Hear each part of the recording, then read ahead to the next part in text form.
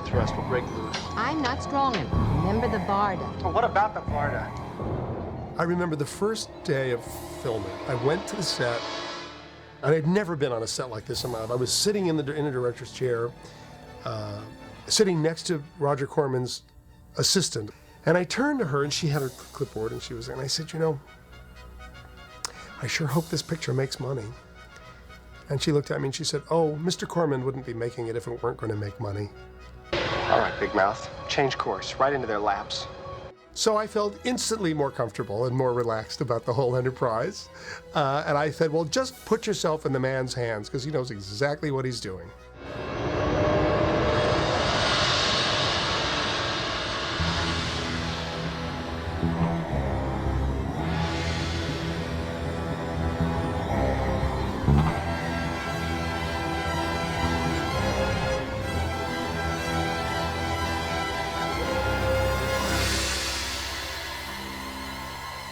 I've never had a game plan or a strategy as an actor. Okay, what's the big idea?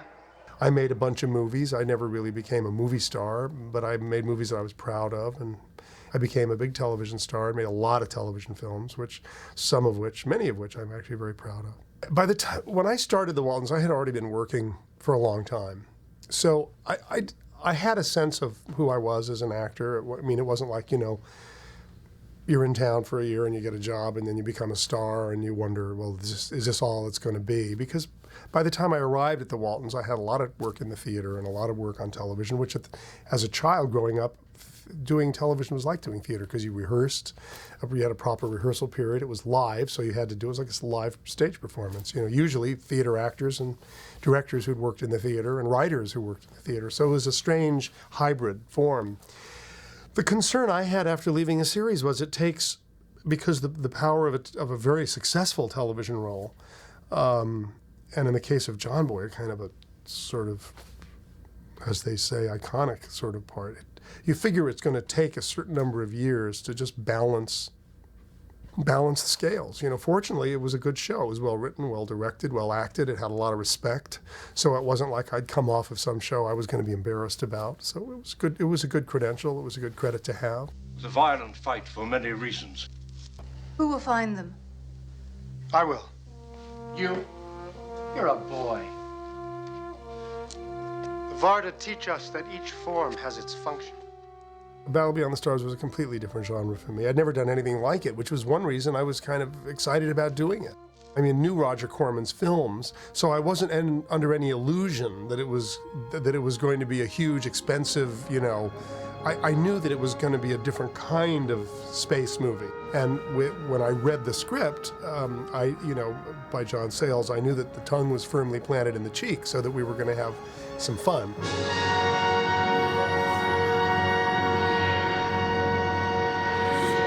I'm turning the boy over to you, Nell. Take good care of him. Hello, Nell. Roger purchased a lumberyard in Venice, California, the Hammond Lumberyard, for something like $4 million, I think. Turned it into a studio to make this movie. I think subsequently there were a bunch of pictures got made there. And there was the special effects shed was over in one area, and then we had the sound stage, which was a big, you know, space on this lumberyard. It was amazing, and you know, the crew was manned by a lot of film students, and it was extraordinary. It was sort of, I mean, it wasn't guerrilla movie making, but it was an extraordinarily, it felt a bit like a rogue process, even though obviously he knew every bit of what he was doing as a producer. I remember film students sleeping, you know, on the stage, you know, taking naps and, you know, putting the set together. And I remember at some point looking closely at the interior of, I think it was my ship, and thinking some of the aspect and texture of the interior looked familiar. And then I realized there were egg cartons and milk, you know, the milk crates, you know, that milk cartons would be delivered in, would be, you know, those things were, and it was sort of, it was made of all these, it was like found object. If you put that shit in an art gallery right now, like as an installation, I'm telling you, it'd be the Venice Biennial would like be at its but they would be on their knees. They would be at the feet of this set. It was such a conceptual installation based on found objects. It was great. And I personally, once I got over the fact that I wasn't in a $100 million giant, expensive extravaganza, I totally got with the spirit of this picture, this sort of, bandit movie making, which I really loved. Jimmy Murakami was the director, as sweet as can be, lovely, lovely man. Done a lot of animation, but I think not a lot about live action, if I'm not mistaken. And then one by one, I got to work with all these great people. This is Space Cowboy, SOS. Mayday. Help! Can we help him now? Not without a fight. Peppard and I had a lot to do together in the picture, and he was really nice to me. He was, he'd been down a long and winding road. I knew his work. So, and when you're working with an older actor, and I find that now when people are working with me, it's really nice when they know your work. when they've seen your stuff and you can relate as colleagues that way. And I was a great fan. He was unfailingly funny and friendly and cool. I mean, I don't know what he was thinking about where he was at in his career at that point. That was a conversation that it wasn't my business to have with him, but he was certainly great to work with. And also there was Robert Vaughn, and of course, playing the role that he had played in The Magnificent Seven. But I loved working with him. He was very quiet. He kept to himself. He was always reading. I wasn't sure quite how he felt about participating in this project, but I certainly was thrilled at working with a guy who had been in one of my favorite movies. What do you do here? I don't understand. For procreation, I mean. Oh. Nothing makes a young leading man look better than an absolutely stunningly beautiful leading lady. I mean, if the woman you're playing opposite is beautiful and just, half your work is done. In that kind of a picture, she was sweet and dear. Hadn't had a whole lot of experience. I think she'd been in the eyes of Laura Mars, a model. Beautiful, sweet, learning on the job, just great fun. And we had fun together in our spacesuits. I mean, it was a very chaste picture. It was very chaste, and our love was very chaste in the film. I think it's your torque bar. My what? Your torque bar, it slipped its groove. The sexiest thing in the movie was her reference to the fact that there was something going on with my torque bar. Or something. I can't remember. I have a transmission. I am Saint X-Men of the Valkyrie. I have counted coup upon you. It was a very enjoyable fight. Enjoyable fight? I hope it's okay to tell the story because I thought she was great, but I remember part of her costume, which was this sort of Wagnerian. She had the Wagnerian helmet and a kind of lattice work. I don't want to call it a bodice because it was really more like a brassiere. I'd have to see I have memory, has maybe played me false here, but I do remember that frequently during her shots or scenes that she was in, they'd have to stop and the wardrobe person would have to come forward and make sure that her nipples weren't poking out because they had a way during the course of the scene of finding their way loose and popping through the lattice work of her costume. So sometimes Band-Aids, I think, were employed, but most often it was a question of just, okay, and get in there now. I was looking away the whole time, of course, but I was given to understand that that's what was going on. But I thought she played with great panache and fearlessness, I thought. The only way to go into a movie like that. I am Saint X-Men of the Valkyrie. It's been a very enjoyable fight.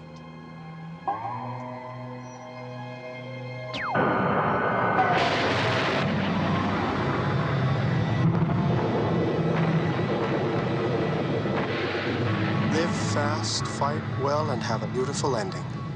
I remember that one of the challenges of the picture, strangely enough, and you come up again, I guess every actor who does adventure movies and stuff comes up against it, is, you know, when you're steering the spaceship through the meteor storm, how do you know what that is? You know, what's your, I mean, you know, it's not, you can't really call on the Stanislavski system. Like, remember a time when I remember the time that I steered my ship through the asteroid belt. I'll just use that personal memory. It doesn't work that way, you know. I mean, the 405 freeway, maybe that's close. But trying to keep it exciting, but try to find some level of how to do that kind of stuff like a real person. You know, how to look up in the sky and see John Saxon's head imaginarily projected on the bottom of a huge spaceship when you're looking at the roof of a lumberyard in Venice, you know. These require, I mean, one reaches deep into the actor's psyche to come up with responses to these things. I mean, you just don't want to look like a fake. And so I spent a lot of time trying to find a realistic or honest way to do things that were completely hyperbolic. You know? I think that's the task of any actor in those circumstances. When people do a lot of it, they get really good at it. I don't think I ever did enough of it to get really good at it. Ruthless invaders, a defenseless planet, and a daring band of space adventurers fighting to save it. Battle beyond the stars. I loved watching the film. I had as much fun, aside from the fact that I was in it, which always diminishes one's pleasure in watching these things. It's an unnatural experience, you know. But given the diminished pleasure because of my being in the film, I enjoyed it just as much as I did when I read it. I do remember being in Germany, making a film in Berlin, when the film was released in Berlin in German, and went to see it in German. And my first line was, "Was ist das?" as I looked up at John Saxon's ship, you know, overtaking my planet. And to watch yourself in another language is always a gasp.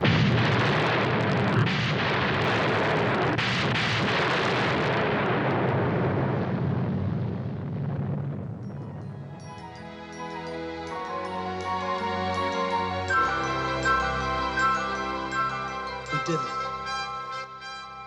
It surprises me that the film is still as popular as it is, and that people come up to me and talk about it and bring me posters to sign, and it's very interesting to me that it has this staying power. And I would imagine that science fiction fans enjoy the film a lot, not because of its sophistication, but for precisely the opposite. I mean, I'm very curious to see it in this condition because we have such astonishing accomplishments. Now, look at James Cameron, look what he's done now, you know, with what he did in the Hammond Lumberyard and what he's done now. So there's something, I think there's a charm in the low-tech aspect of this movie. And I think the fact that John Sayles wrote a script that never took itself too seriously, has no pomposity, and has many, many interesting allusions, cultural allusions, gives the film a buoyancy and a lightness of tone, which allows it to endure. I was proud to be one of the people who had made a film for Roger Corman. You know, because that career is unique. And I always I thought, wow, you know, Nicholson, all those people who worked for him and made those movies for him, those crazy movies, and then I got to do one. So I'm proud to be on that list. You know, I haven't made a lot of movies in comparison. I mean, considering how many years I've been doing what I do. And a lot of my movies have been critically successful, but not commercially successful, and some people know them and most people don't, and some people remember, you know. So I'm proud to be on that list of actors who got to work for Roger Corman.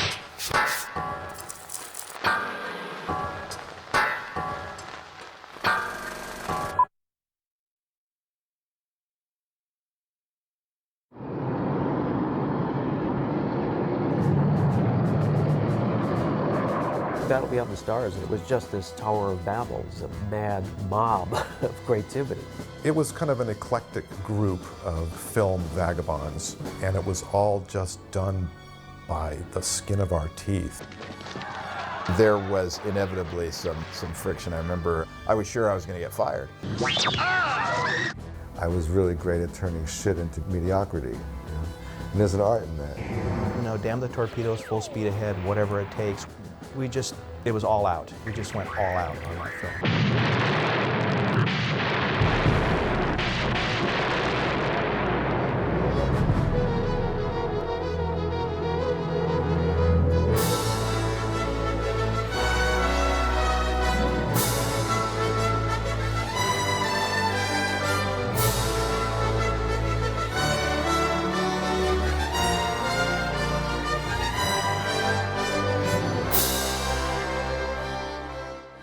When I first heard about Battle Beyond the Stars, I was only marginally aware of Roger Corman.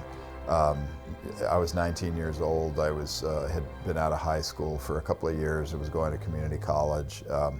Met a guy there named Walt Dodge. And Walt was working on this movie called Battle Beyond the Stars. And Walt saw, came to our house, my mother's house, saw what I had done to the garage, which was, a stop motion epic being shot over there and sculptures happening over there and molds and paintings and all that stuff. And he told me, you got to come down and see, maybe I can get you an interview, et cetera, et cetera. I had some hoops to jump through, but the full aspect of the story was that I had a pretty high-powered partner that I brought just to ensure myself another very talented guy, and that was James Cameron. So I carpooled to Battle Beyond the Stars every day with Jim in my mom's crappy little Ford Maverick. Robert and I met Roger Corman. It was a very interesting meeting because we had to kind of sell ourselves to him, and in a way it was a little easier than probably most people because we're fans of Roger Corman. We kind of knew his thinking to a certain extent. And we knew that if we stressed ways of doing special effects for his films that could be done very spectacularly in a clever way without spending much money, we know he probably would see our way. At that time, there were several projects that he had in mind that would require a lot of visual effects, and we wound up getting on those projects early on because there was a need for it. And I think, frankly, at that time, there was so much need for people to do that. There was such a calling for it that it was a good time to be there. We were building models. We had been hired as a sort of a lead up to making the film. There was a lot of work that needed to be done in terms of storyboarding and redirecting the script. Those days, it wasn't that hip to work for Corman if you were at film school, and it wasn't hip to be at film school if you were working for Corman.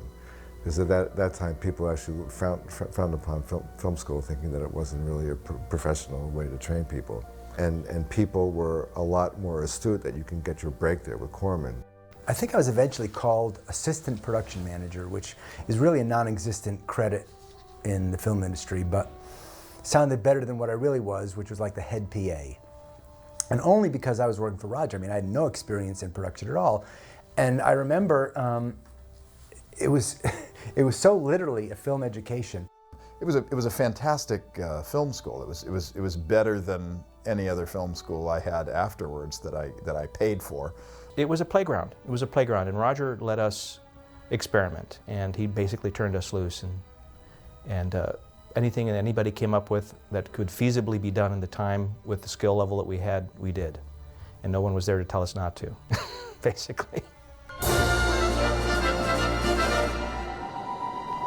Battle Beyond the Stars was directly developed because of Star Wars. Roger Corman is an exploitation producer. Exploitation means exploiting whatever you can, and at the time, the space movies were big, so he wanted to make his version.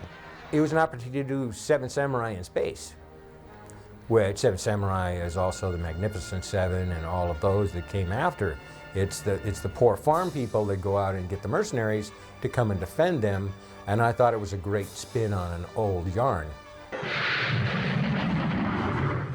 Roger was very upfront about that that Battle Beyond the Stars was derivative of Star Wars and Seven Samurai.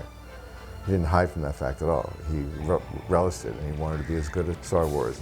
That was what inspired all of us to be working on Battle Beyond the Stars. I mean, this was like our entree. This was our shot at doing something similar to Star Wars, to do anything close to Star Wars. Certainly the biggest picture in budgetary terms he'd ever made. Maybe still is the most expensive picture.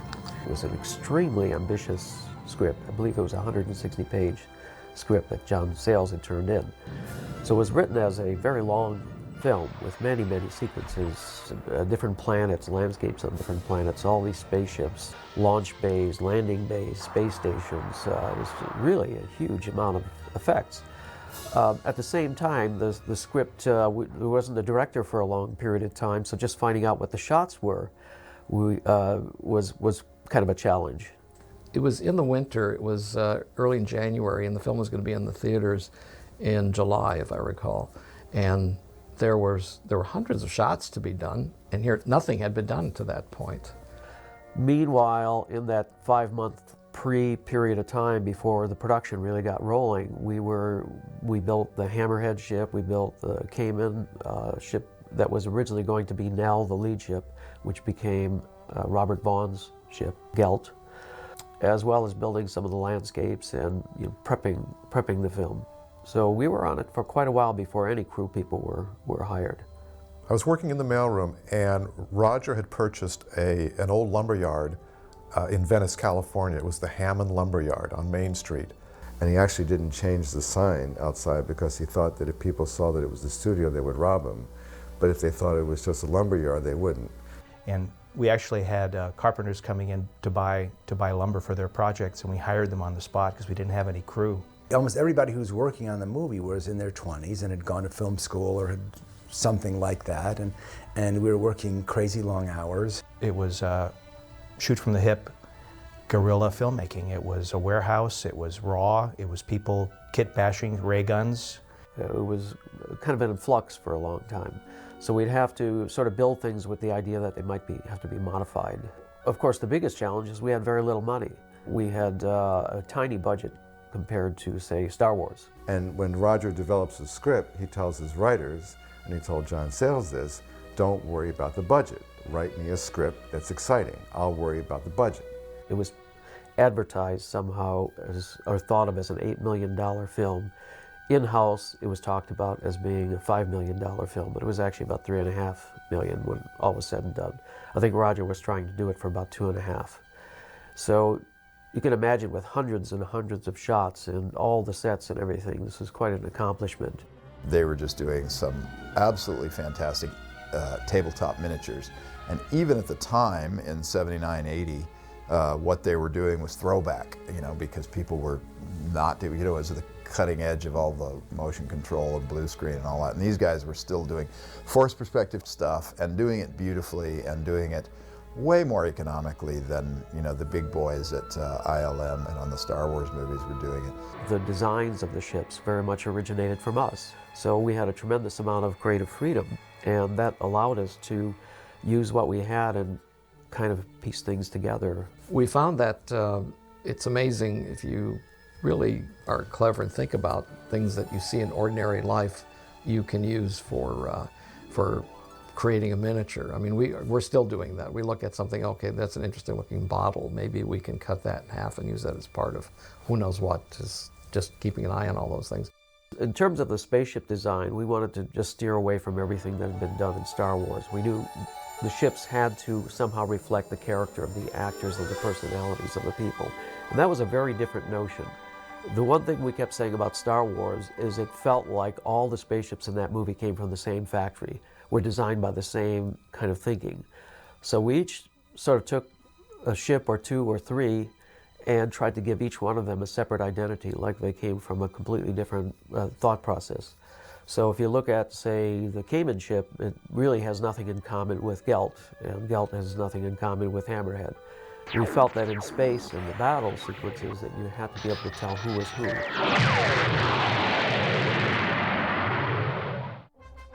My first time I ever met Jim Cameron was he was working in the model shop, building the Akir village miniatures and sculpting the ship Nell, which was an incredible spaceship which was the torso of a woman, complete with breasts. And that was Jim sculpting this incredible spaceship, completely incredible concept for a spaceship. It was actually the first talking spaceship with a woman's voice pre-Star Trek. A pale imitation. The atmosphere in the model shop and the visual effects team was very tight. Of course, there were some conflicts. Cameron was always very good at rattling people's cages. Usually because he was proposing a technique that was strange and weird, and he wanted to take risks. I saw Cameron have a funny exchange with the French DP, whose name was Danielle. Danielle was, he was saying something that was, it was kind of scientifically inaccurate. He was saying, what if, outside the cockpit, I think that the stars, all the stars should be going poof, poof, twinkling. We need to put the twinkle in the stars. And he said, no, Danielle, when you're in space, there is no atmosphere. What makes stars twinkle is atmospheric compression and the light bouncing. And Daniel just said, "Sir," and he grabbed him by the beard and tugged his beard and said, "You are a brat. You are a brat, monsieur." And they both started laughing at that afterwards. But it was a funny lesson because I said to Cameron, "The guy just pulled your beard," and he's like, "Yeah, it's all right. We just let it go, let it get out," which I thought was a rare moment for Cameron because I thought for sure Cameron would be like wailing into him. Jim Cameron had his own effects unit, as did Robert and myself and another guy. And we almost had these ongoing battles between the curtain that separated our various units. Jim would come in when we were gone and borrow our tools. And if we got them back, fairly often they were broken or they were disused in some odd way that they became hard to use afterwards. And because his ambitions were so big, that Mary Ann Fisher, who ran the facility, would come to us and say, "Is there any way that you guys can save some money because Jim's spending it all? Can you guys do your shots cheaper?" And so we'd find some other ways to do it, and sure enough, and Jim would do the big spectacular shots. But it's sort of a quasi-adversarial atmosphere that we had, which made for a lot of fun. But we were at each other's throats a few times, but wouldn't have it any other way. There was a point where the art director was let go from the film a week before productions started. And the film was left without a production designer, and very little had been built at that point. And as our art department was evolving, as people came and went over the 3 weeks prior to principal photography, those of us that remained in the department, by consensus, pointed to Jim and nominated him as our production designer. We said, well, there's the guy that knows what this film needs to look like. He was obviously beautifully suited for that. He had a vision for the film and he had artistic ability. Plus he was a good leader. So we just said, "Okay, Jim, you're our boss." My brother, Dennis, and Jim Cameron, and I believe Alec Gillis, and a number of people in the miniature shop went over to the shooting stage, and we started building the sets. And we were using a lot of techniques that were popular at the time, which was like, fast food containers, stuck to walls and latex house paint.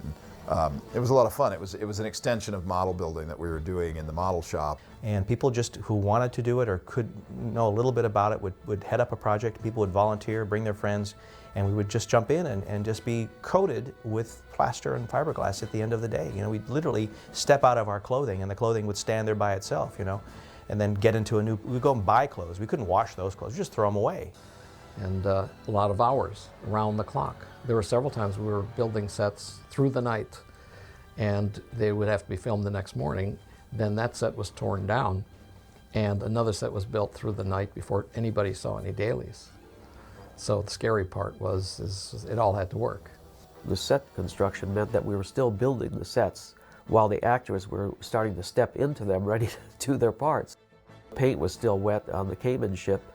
We were there trying to dry it with fans while the actors were all getting their lineup. But the schedule was ruthless. It was an absolutely ruthless schedule. All the ships had to be built, torn down, taken off the stage, and a new one brought in almost on a daily basis. They had converted the main sort of lumber warehouse into a stage. I would call it a sound stage, except sound stage implies that you can't hear what's going on outside, which is certainly not true. It was kind of an old, kind of rickety, outdoorsy place with lots of leaks in the roof and stuff. And the sets were just crammed in there. Every nook and cranny was taken up. This was in the winter of 79-80, which was one of the rainiest winters. I mean, it was famous for a lot of rain. The lumberyard flooded. It was kind of a disaster. Hammond lumber was leaking like a sieve. And so, the hallways were an inch in water. We had to wear rubber boots inside the offices. The costumes had mold growing on them. They had to put dehumidifiers in the rooms with the costumes. We had gang boxes with electrical cable floating on apple boxes and water. It was like super dangerous.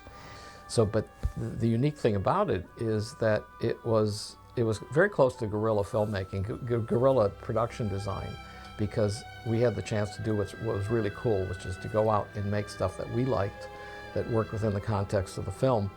On a personal note, probably the most challenging, gosh, this might be most challenging and memorable for me, was when I was involved early on in the creation of makeup appliances for the clones. They're kind of big heads, you know, because that's what I had been doing, was making masks and making stop motion models, sculptural things and so on. So I did a head cast on the actor who played the psychiatrist in Terminator. I didn't quite do the head cast right, and I pulled some of the very few hairs. And you know, the fewer the hairs on a man, the fewer the hairs on his head, the more precious they are. And I pulled some of them out when I took him out of the head cast, and I was horrified, and he was like, really like he was cool about it, but I could tell he was upset.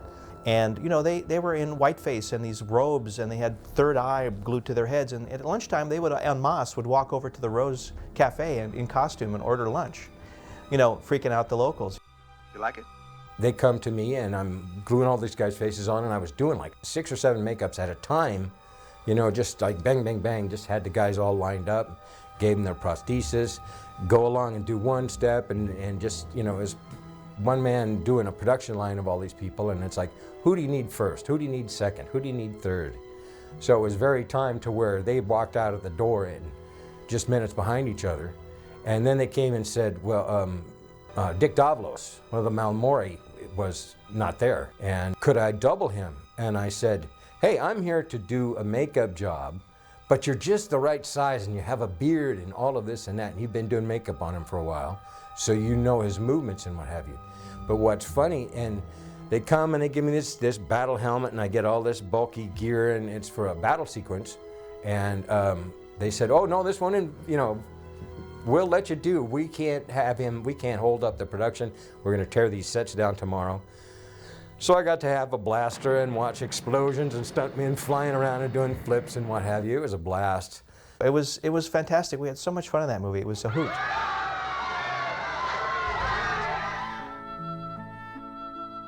Jimmy Murakami was really an animator and an art director, and he didn't have that much experience directing. But he was a very amicable guy and very easygoing, which made a job like that great, because you know, you're under a lot of pressure to deliver something. You're trying to compete with Star Wars, basically. I believe the first 2 or 3 days of the shoot, Roger was really there by his side, setting up shots and helped get him going. So we had already established a flow of design and thought on the film when he came in. I think that it was a little rough for him to step into this sort of ongoing process and suddenly try to bring his own stamp of personality to the film, which, you know, as I say, it had already been going for quite a while. So I think he struggled a bit to get the film made, but once he got rolling, he was a good director, he was good with people, and he was good with getting his coverage. Remember, there was one scene when they all arrive on Akira, the planet named after Akira Kurosawa. Roger actually directed that scene, and there was just a parade of characters with all these, you know, fancy dress and women and strange people, and it just celebrated his imagination. You know, we found ultimately a lot of compromises had to be made, and some things just didn't work. There were whole front projection sequences. For instance, I worked with Jim Cameron for a crazy weekend doing matte paintings that were then photographed on 4x5 transparency film and projected, and there was no time to test it. So a lot of that stuff did not photograph properly, and those sequences had to be cut from the film. And I'm sure that was a disappointment to Jimmy Murakami as well as Roger, and of course to us as well. Roger did not come around very much. Part of it was he was impatient. You know, filmmaking, even when you go really fast, which is what we did, you know, there's always lighting, and lighting, if it's 10 minutes or 15 minutes or 20 minutes, it just would drive him crazy, and he hated sitting around there. He would stay in the office mostly unless there was some, you know, problem that needed seen. We were falling behind schedule, and then the rumors started coming that Roger was going to show up. He'll be here today. Well, he didn't make it today. He might be tomorrow. So he kept everybody worried for about a week as to when he was going to show up. And then he would come in and walk into the middle of the shoot. He'd grab the script from the director, flip through the pages, and go, "We don't need that." He'd tear scenes out of the script, apparently at random. We don't need that. We don't need that. You're fired, and you're fired. Get back on schedule. And he would leave. But by cutting out, eliminating a certain amount of pages, he already knew how many days he'd save, eliminating the troublemakers. And then that would calm the things down for about 2 weeks, and everything would go back to normal for about 2 weeks. So that was Roger's method of taking care of business. Stingiest man in Hollywood. But the most giving in another respect, giving us the opportunities to do the things that we knew that we could do. Roger became more involved towards the end when we were trying to finish it up with the effects, because I think we were probably running over budget, and he became involved. He came to the editing room every morning before going into work, and it was actually one of his happier times, because he really liked to see cuts. I mean, Roger's a great filmmaker, and he really understands film, and it was a joy for us to have him come in and like what we were doing, and it was really depressing when he didn't like what we were doing. Roger and with Alan had divided the film up into thirds, and Alan wound up taking the first and last third, and I had the middle third of the picture. And that's kind of how we started off, just cutting it that way. I will have to say candidly, our whole relationship between film editorial and visual effects was very dysfunctional. I may have had a contentious relationship with the director, but I had an all-out battle with the special effects supervisor. I wasn't looking for a battle, even though the film was called Battle, but there were battles all around. But my first day on the job, he comes up to me and says, "You guys in live action aren't going to touch our footage. Roger gave me approval, and I'm tired of you guys messing up my footage." And there was a line producer on the show, and he was sent into the cutting room, and we started recutting the film, and he basically said, "Look, if you don't have the visual effects shot yet, put in a piece of leader. Just put in a piece of blank leader where the shot is supposed to be." And so I was saying that I refused to cut in slugs to describe what the action was, because I wanted to see those shots in the film, and I wasn't getting any of the material as scripted. I wish we had made a videotape of the very first cut of that film, because the very first cut of that film was well nigh incomprehensible.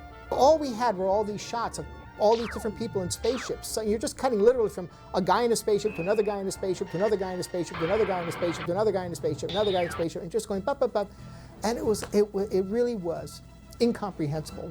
And so time came for Roger to, approve of a final cut, and we weren't anywhere near close to that. I remember Roger just like shaking his head, and he came out and he says, "Oh, we're in big trouble. I don't know what we're going to do." And so I was eventually, knocked off the movie, but I was given less power. The second editor, Bob Kaiser, took over for a while, and he said we should do it the normal way, and he cut in slugs for all the effect shots. I have to describe what's going on while that painted leader is going by the next time we would run the film for Roger. So we're running the film, and every time the painted leader comes up, I'm saying, this is the shot of Malmori's ship coming forward, this is Cayman's ship doing this is Shad's ship doing this, he peels to the right, he shoots and stuff. So suddenly we come up to this big space battle, and it's nothing but checkerboarding painted leaders. Just the screen's just going yellow, blue, yellow, blue, yellow, blue, yellow, blue, with these little numbers flashing by. With nothing visual, there's just alternating colors. And I'm reading this long thing. 10 minutes go by, and I finally finish, and I finish it, and the live action shot comes up. We did it. And the whole room, in the screening room, applauded. Because I managed to sync it right up, and it didn't clip it didn't clip the incoming line of the live action. And I remember Jim Cameron turned around and said to me, "Your mouth just cost us $1 million." Jamie Horner was canvassing heavily to do this film. He had done Lady in Red for Roger and maybe another film. And he was there a lot during the making of the film. Once in a while, maybe, as we would accumulate shots, they'd say, "Hey, at lunch we're going to show, we now have 12 minutes of effects. We're going to, put them all together and show them." We'd all eat lunch in this little tiny screening room, about a, 10-foot piece of foam core is what it was projected on. And I remember looking over and seeing this kid. He looked like he was from the local high school or something. I said, "Who's that?" Because I was the youngest guy there. And who's this? That's the composer. What? That little guy, that little boy is the composer?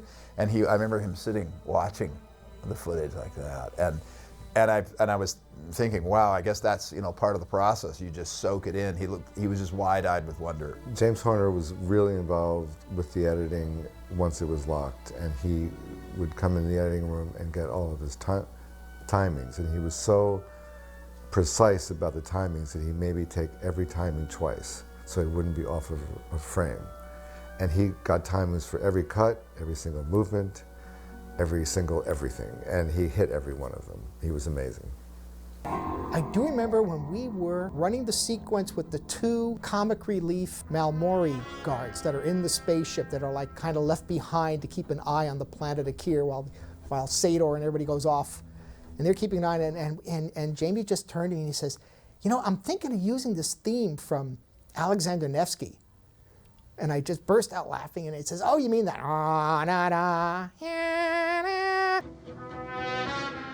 Every time we would see these guys, we'd start humming this particular theme over and over again, and we were just having a grand old time giggling about that. And he said, yeah, it'll be great. We ought to do that. We ought to do that. And it was a lot of fun. And then, of course, later on, you know, Jamie gets hammered by people in the film score community. He says, oh, he just ripped off Prokofiev and Alexander Nevsky. And he said, he didn't rip them off. We did that deliberately. It was a fun thing to do, to comment on these 2 comic relief characters. And then he turned out a beautiful, huge score for that movie that really made it feel like a big, real film. And I think that's probably an unusual situation where the composer would be so involved, but he really wanted to do this film. I think he saw it as a way to launch his career, and he was right, because it did launch his career. So his effort certainly paid off.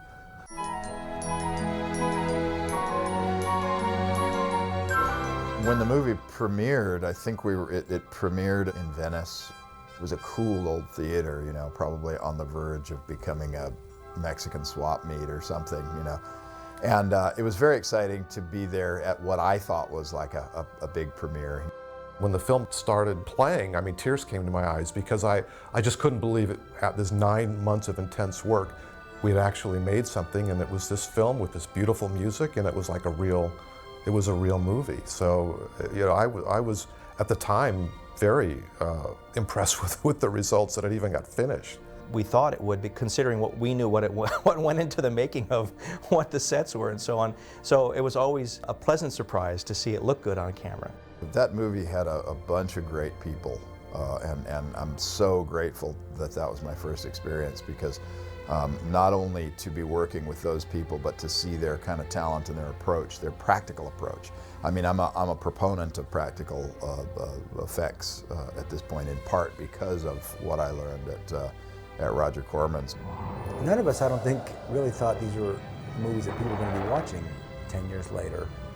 When it's the first or second or third movie you worked on, it's always going to have meaning for you and value for you as an experience, not necessarily an artistic experience, but, you know, educational experience, an emotional experience. For a person that wants to do all of these things that everyone tells them you can't do, working on film and doing special effects, you break all the rules. You just get the most talented newcomers to the business, and what can they do? Well, that's what they can do. And I learned a lot. I learned a lot about filmmaking on that project. And when I look at the film now, I think it holds up beautifully. And we pulled off miracle after miracle on that movie. It just showed us, it validated that if you have a love for film and a love for storytelling, you can do anything. I have my very first crew shirt from Battle Beyond the Stars. This was, for many years, my pride and joy, and I wore this for probably 10 years afterwards. As you can see, it's very threadbare. What are those, knishes or some kind of fruit floating behind them?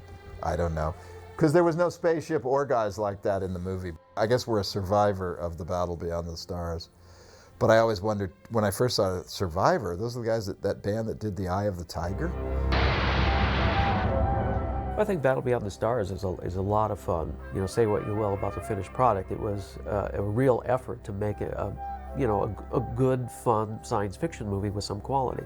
Generally speaking, we were happy with what the end result was. Ideally, we'd have had a little bit more time, but considering what we had to work with, I felt we did pretty good.